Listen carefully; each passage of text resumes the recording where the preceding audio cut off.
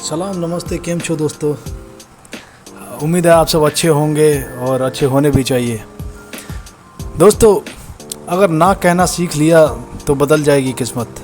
इन मौक़ों पर यस बोलना सबसे बड़ी गलती होती है। चलिए बात करते हैं इस बारे में। बहुत से लोगों को किसी भी काम को मना करने में दिक्कत होती है, लेकिन इस समाज में आपको नो बोलने का हुनर आना चाहिए, नहीं तो आप खुद को ठगा हुआ महसूस करेंगे। यहाँ तक कि लाइफ में कुछ चीज़ें ऐसी होती हैं, कुछ मौके ऐसे आते हैं जहाँ अगर आप नो बोलने में हिचकिचाते हैं तो ये आपकी सबसे बड़ी गलतियों में से एक माना जाता है। इन मौक़ों को समझकर ना बोलना सीखना ज़रूरी है। मुझसे ना नहीं बोला जाता, मुझे किसी को भी मना करने में दिक्कत होती है। ये सिचुएशन हर किसी के साथ होती है। ऐसा फील होता है जैसे ना बोलकर हम कोई गुनाह कर दिए हो। बहुत सारे लोग ऐसे होते हैं जो अपनी पर्सनल से लेकर प्रोफेशनल लाइफ तक किसी को भी ना बोलने की हिम्मत नहीं कर पाते। इस आदत की वजह से न सिर्फ कई बार लोग अपना नुकसान करवा लेते हैं, बल्कि तनाव भी बढ़ सकता है। इसलिए अपनी खुशियों और मजबूत रिश्तों के लिए कुछ मौक़ों पर इनकार करना चाहिए। कहते हैं बहुत ज़्यादा अच्छा होना आपके लिए ही नुकसान का कारण बन जाता है। आपकी नहीं बोलने की आदत भी इन्हीं में से एक है। ज़िंदगी में सफल होने के लिए आपको ये ज़रूर समझना चाहिए कि कब ना करना है, क्योंकि कुछ मौक़ों पर हाँ बोलना सबसे बड़ी गलती बन जाती है।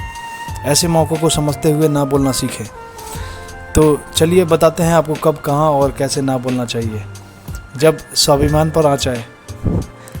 किसी भी काम को करने में अगर आप अपने स्वाभिमान से समझौता कर रहे हैं तो इस काम को बिल्कुल मना कर देना चाहिए, क्योंकि एक व्यक्ति का आत्मसम्मान उसके लिए सब कुछ होता है।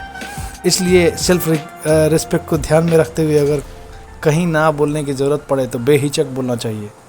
जिस काम से स्ट्रेस फील हो, ध्यान रहे कि मनुष्य की फिजिकल, मेंटल और इमोशनल क्षमताएं सीमित होती हैं। आप सबको खुश करने और हाँ बोलने के चक्कर में अगर इस सीमा को क्रॉस करते हैं तो नतीजे में तनाव, बर्नआउट और हेल्थ प्रॉब्लम्स होंगी। इसलिए जिस काम को करने में आपको स्ट्रेस फील होती है उसे मना करने में ही समझदारी होगी। डर या धमकी। हमारे आसपास ऐसे तमाम लोग मिल जाएंगे जो बात बात में अधिकार जताते हुए कहते हैं मुझे ना सुनने की आदत नहीं।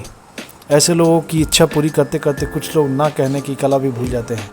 फिर यह अधिकार या धमकी की तरह फील होने लगता है। इसलिए जब आपका मन नहीं करे तो मना करें। ना कहने के लिए सबसे बेहतर तरीका है कि अपनी पर्सनालिटी को स्ट्रेट फॉरवर्ड बनाएं, ताकि आपको इस सिचुएशन का सामना ही ना करना पड़े। जब विश्वास डगमगाए। कई बार ऐसा होता है जब हम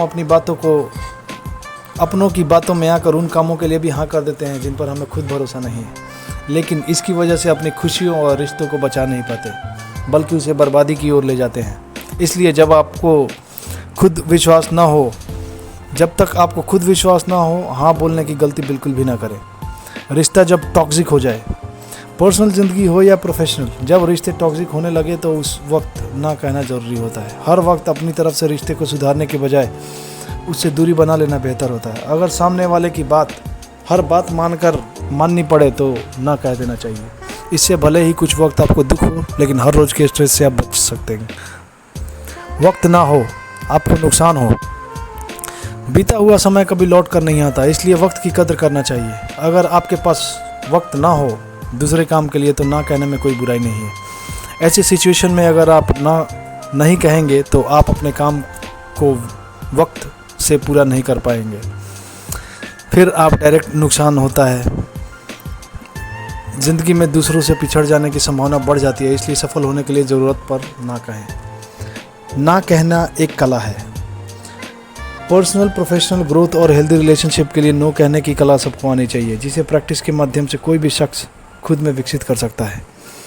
एक बार इस कला के विकसित होने के बाद शख्स अपनी ज़िंदगी में पॉजिटिव बदलाव महसूस करता है। उसके मन में दुनिया को खुश करने का दबाव हट जाता है। फिर वो अपनी मर्जी, स्वभाव और ज़रूरत के मुताबिक फैसले लेता है। नो कहने के लिए आप बिल्कुल भी संकोच न करें। जब रिश्तों की बात आए, प्यार से समझा कर मना करें, हिम्मत जुटाकर मना करें और फिर अपने फैसले पर टिके रहें। थैंक यू दोस्तों। कैसा लगा आपको ये वीडियो ज़रूर हमें बताएं। अगर आपको अच्छा लगा तो कमेंट करके हमें बताएं और कृपया हमारे चैनल को लाइक, शेयर और सब्सक्राइब करें। Thank you.